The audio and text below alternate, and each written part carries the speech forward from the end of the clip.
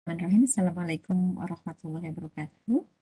Ini adalah lanjutan video dari video sebelumnya. Nah, sekarang kami akan sharing berkaitan dengan tugas yang kami berikan dalam mata kuliah transformasi digital.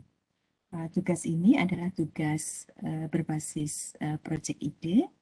Uh, akan kami perlihatkan kepada teman-teman semua, yaitu yang pertama, uh, untuk pengembangan tugas ini disusun oleh Pak Lukito Edi Nugroho dan saya sendiri.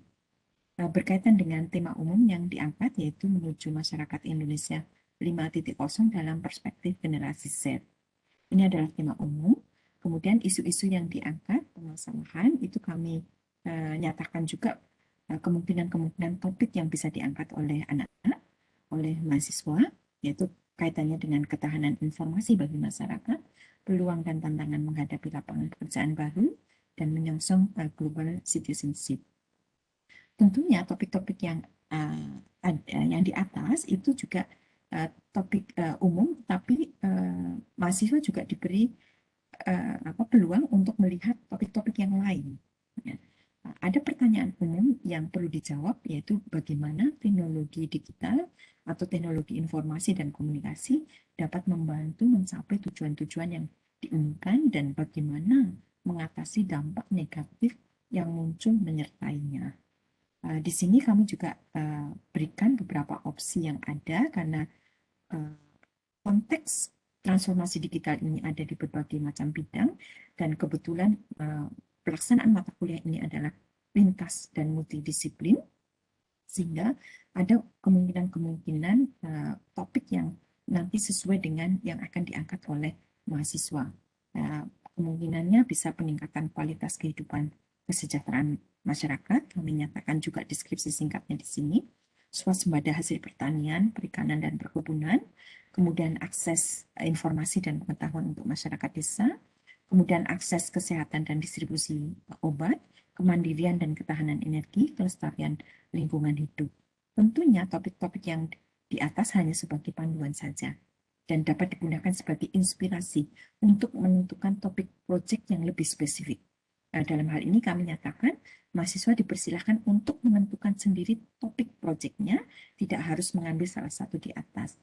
Tapi ada kriterianya, yaitu terkait dengan isu permasalahan real yang memang dihadapi masyarakat, dunia industri, dan pemerintah, itu yang akan diselesaikan. Kemudian sifatnya adalah multidisipliner. Artinya, untuk dapat menyelesaikan isu permasalahan tersebut, diperlukan kajian dari disiplin-disiplin keilmuan yang berbeda.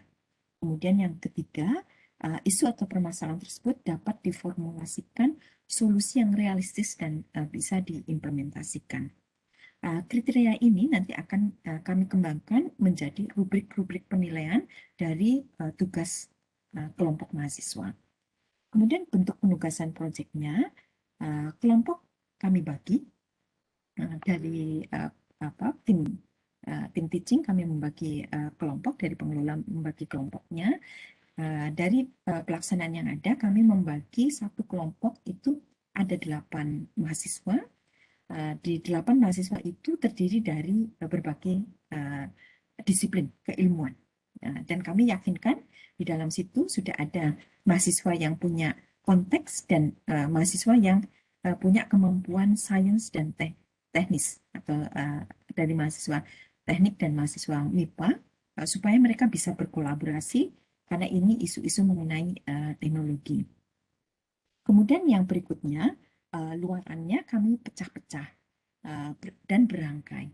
Luaran utamanya yaitu ada video, poster, dan makalah. Kemudian selain luaran utama tersebut, itu ada luaran tambahan, yaitu berupa hasil antaranya. Kami bagi seperti ini. Tugas kelompok 1 itu adalah identifikasi dan penetapan topik yang tadi di dalam RPKPS kita jelaskan, itu akan ada di minggu ke-12 kalau tidak salah ya, ke-12. Kemudian batas akhir pengumpulan nanti sebelum mereka melakukan presentasi. Kemudian tugas kelompok kedua diarahkan pada analisis kondisi dan rancangan awal solusi. tentunya ini berdasarkan konsep atau cara berpikir kritis yang sudah kami berikan sebelumnya. Jadi nanti akan ada luarannya, yaitu deskripsi umum permasalahan dan solusinya. Di dalamnya mencakup identifikasi permasalahan dan rancangan solusi yang bersifat umum atau aras sistemnya. Nanti rancangan solusi ini dikumpulkan sebelum mereka presentasi yang tugas kelompok 2. Dari masing-masing presentasi tugas kelompok 1 dan tugas kelompok 2, tentu sudah ada masukan dari tim teaching, dari tim pengajarnya, fasilitatornya, sehingga akan ada evaluasi dari mahasiswa, sehingga nanti rancangan detail solusi tugas akhirnya itu sudah berdasarkan masukan yang ada.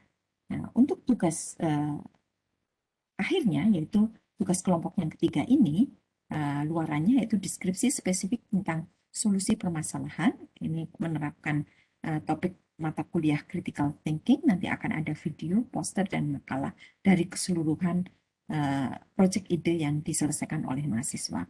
Di sini kami nyatakan bahwa nanti mahasiswa akan di samping 1 dan 2 ini, mahasiswa akan mengusulkan ekosistem yang diperlukan, yaitu pihak yang terlibat, peran yang dijalankan, dan relasi antar pihaknya seperti apa, kemudian mekanisme kerja sistem solusinya seperti apa, kondisi prasyarat yang harus dipenuhi, dan asumsi-asumsi yang perlu ditetapkan seperti apa. Jadi ini adalah materi mengenai tugas akhir tadi yang melengkapi untuk RPKPS yang sudah dijelaskan sebelumnya. Mudah-mudahan materi ini bermanfaat. Kami teruskan untuk melihat di learning management sistemnya. Terima kasih. Wassalamualaikum warahmatullahi wabarakatuh.